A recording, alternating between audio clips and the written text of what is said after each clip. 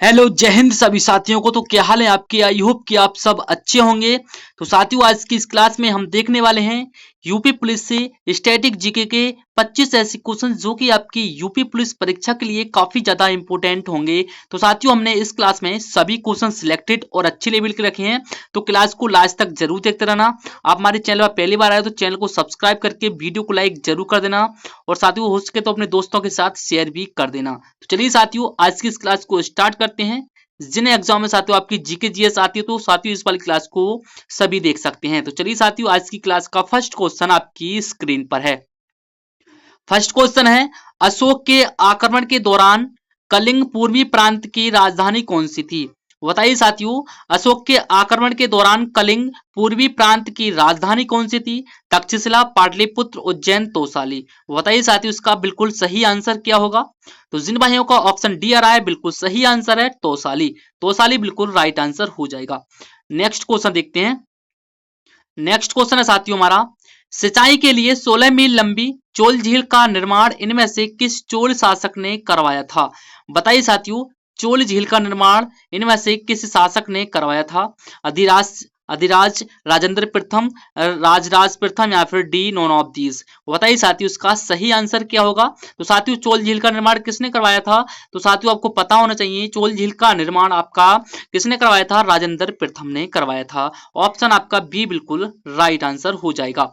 Next question की तरफ चलते हैं। नेक्स्ट क्वेश्चन है साथियों हमारा,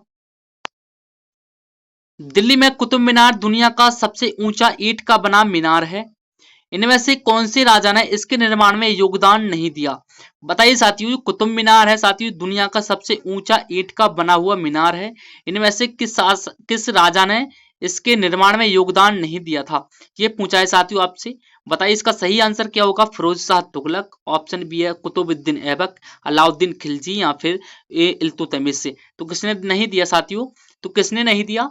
तो आपका ये नहीं दिया था अलाउद्दीन खिलजी। ऑप्शन सी आपका बिल्कुल राइट आंसर हो जाएगा। अलाउद्दीन खिलजी ने साथियों कुतुब मीनार के निर्माण में इन्होंने योगदान नहीं दिया था। बाकी साथियों फिरोज शाह तुगलक ने दिया था, कुतुबुद्दीन ऐबक ने भी दिया था, और इल्तुतमिश ने भी दिया। अगला क्वेश्चन देखते हैं। अगला क्वेश्चन है हमारा, इतिहासकारों के अनुसार निम्नलिखित में से किसे दिल्ली का पहला सुल्तान माना जाता है? तो किसे माना जाता है? महमूद गजनबी को, कुतुबुद्दीन ऐबक के, अलाउद्दीन खिलजी, आराम शाह। तो साथियों चौथे प्रश्न का बिल्कुल राइट आंसर बताइए क्या होगा? तो जिन भाइयों का ऑप्शन बी आ रहा है बिल्कुल राइट आंसर हो जाएगा कुतुबुद्दीन ऐबक के। इतिहासकारों के अनुसार निम्नलिखित में से किसे दिल्ली का पहला सुल्तान माना जाता है? तो साथियों कुतुबुद्दीन ऐबक को माना जाता है। चलिए अगला क्वेश्चन देखते हैं। अगला क्वेश्चन है साथियों हमारा, भक्ति आंदोलन को उत्तर भारत में लाने का श्रेय इनमें से किसको जाता है? भक्ति आंदोलन की बात हुई है साथियों, बताइए साथियों भारत में लाने का श्रेय किसको जाता है भक्ति आंदोलन? तो बताइए इसका सही आंसर क्या होगा? तो जो भाई रामानंद लगा रहे हैं बिल्कुल सही आंसर ऑप्शन सी में आपको दिया गया है। नेक्स्ट क्वेश्चन देखते हैं। नेक्स्ट है आपका, मुगल वंश के पहले सम्राट बाबर ने अपनी देशीय भाषा चगताई तार्किक में अपनी आत्मकथा लिखी है, इस पुस्तक का नाम क्या है? बताइए साथियों, सम्राट बाबर ने, तो क्या हो जाएगा साथियों? बाबरनामा। क्या हो जाएगा साथियों? छठे प्रश्न का क्या हो जाएगा? बाबरनामा हो जाएगा सर जी। ऑप्शन बी आपका बिल्कुल राइट आंसर है, बाबरनामा। नेक्स्ट क्वेश्चन की तरफ चलते हैं। नेक्स्ट है आपका, विश्व प्रसिद्ध मोर सिंहासन का निर्माण और उसकी लाल किले में स्थापना निम्नलिखित में से किस मुगल शासक ने की थी? बताइए साथियों, बढ़िया क्वेश्चन आपकी स्क्रीन पर आ चुका है। विश्व प्रसिद्ध मोर सिंहासन का निर्माण और उसकी लाल किले में स्थापना निम्न में से किस मुगल शासक ने की थी? मोर सिंहासन की जो स्थापना है साथी वो लाल किले में किस शासक ने की थी, ये पूछा है आपसे क्वेश्चन। बिल्कुल सिंपल है। तो सातवें प्रश्न का राइट आंसर हो जाएगा, राइट आंसर हो जाएगा शाहजहां। शाहजहां बिल्कुल सही आंसर है सातवें प्रश्न का। ऑप्शन ए आपका बिल्कुल राइट आंसर है। नेक्स्ट क्वेश्चन देखते हैं। भारतीय राष्ट्रीय कांग्रेस ने 1905 के बनारस अधिवेशन का अध्यक्ष कौन था? बनारस अधिवेशन का अध्यक्ष पूछा है, कौन थे साथियों बताइए? तो आठवें प्रश्न का क्या हो जाएगा? गोपाल कृष्ण गोखले। बिल्कुल राइट आंसर ऑप्शन सी में आपको दिया गया है। आई होप कि साथियों आपको समझ में आ गया होगा। नेक्स्ट क्वेश्चन देखते हैं, निम्नलिखित में से किस नेता ने 1906 में कलकत्ता कांग्रेस अधिवेशन की अध्यक्षता की थी? बताइए साथियों, कलकत्ता कांग्रेस अधिवेशन की अध्यक्षता किसने की थी? 1906 की बात पूछिए साथियों आपसे। तो इसका राइट आंसर क्या होगा? तो इसका राइट आंसर हो जाएगा साथियों ऑप्शन डी, दादाभाई नेहरूजी। दादाभाई नेहरूजी साथियों बिल्कुल सही आंसर है। 1906 में इन्होंने कलकत्ता कांग्रेस की अधिवेशन की अध्यक्षता की थी। नेक्स्ट क्वेश्चन देखते हैं। नेक्स्ट क्वेश्चन है साथियों हमारा, इंडियन प्रीमियर लीग यानी कि आईपीएल इतिहास में 200 विकेट लेने वाले पहले गेंदबाज कौन बने? बताइए साथियों, इंडियन प्रीमियर लीग यानी कि आईपीएल इतिहास में 200 विकेट लेने वाले पहले गेंदबाज कौन बने हैं? तो कौन हो जाएंगे साथियों? 10वें प्रश्न का राइट आंसर बताने की कोशिश करेंगे साथियों। अभी अभी आईपीएल आपका खत्म हुआ है, क्या होगा इसका सही आंसर? 10वें प्रश्न का क्या हो जाएगा? युजवेंद्र चहल। युजवेंद्र चहल बिल्कुल सही आंसर ऑप्शन सी में आपको दिया गया है। ये 200 विकेट लेने वाले पहले गेंदबाज बन गए हैं। अगला क्वेश्चन देखते हैं।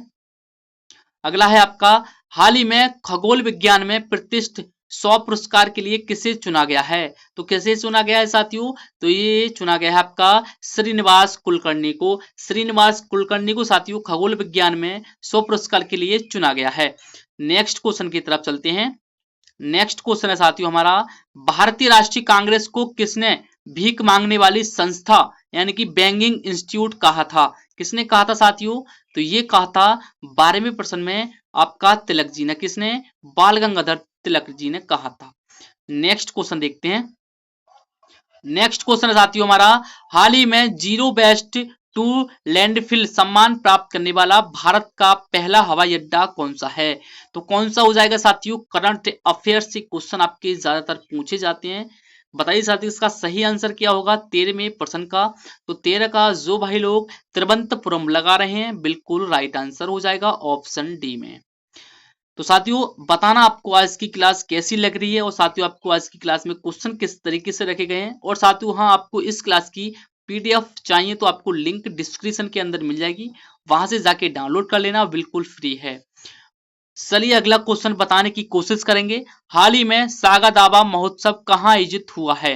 हाल ही में सागा दावा महोत्सव कहां पर आयोजित हुआ है? असम, गुजरात, उड़ीसा, सिक्किम।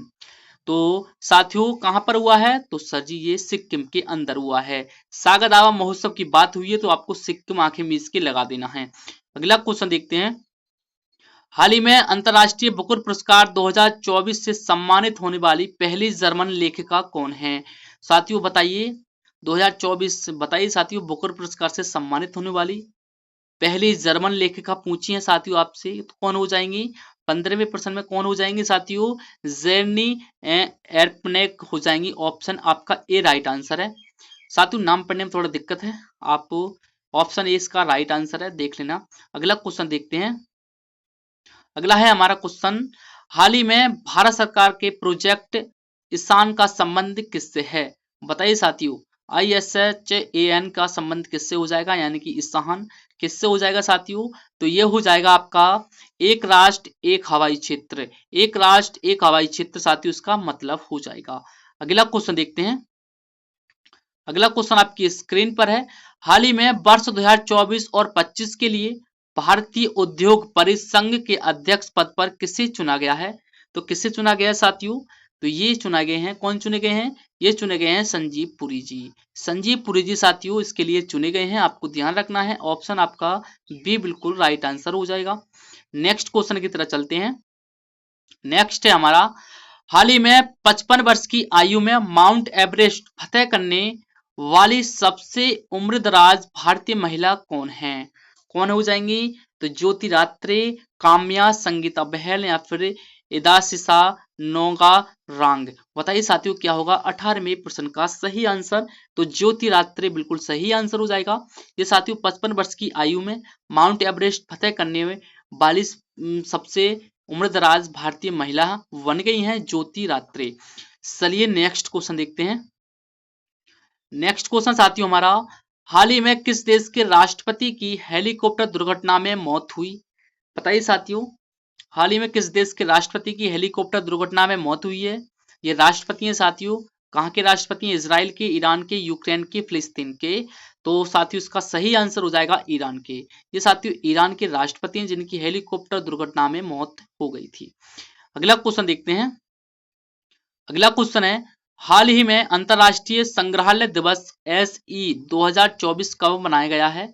तो साथियों ये कब मनाया गया है? तो ये मनाया गया आपका 18 मई को। कहां पर मनाया गया है साथियों? 18 मई को मनाया गया है। अब आपको बताना है कहां पर मनाया गया है।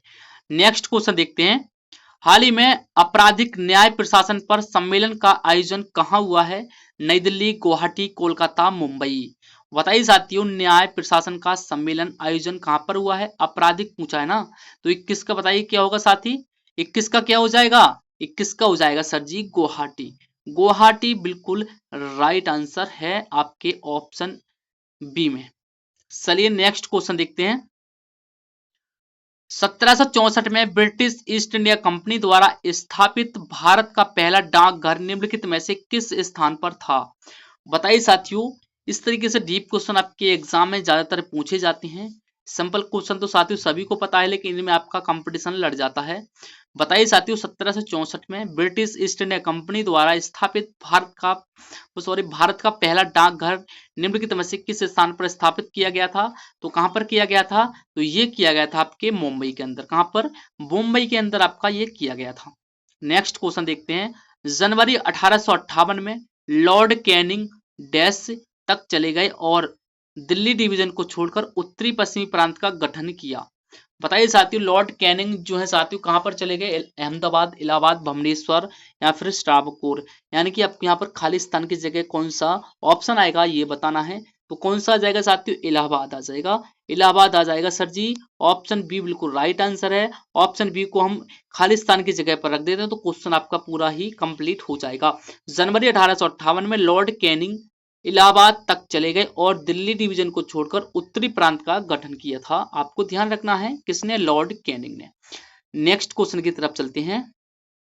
नेक्स्ट क्वेश्चन है साथियों हमारा, वर्ष 1905 में बंगाल के विभाजन के दौरान भारत के वायसराय कौन थे? 1905 में जो बंगाल विभाजन हुआ था उसमें वायसराय कौन थे साथी?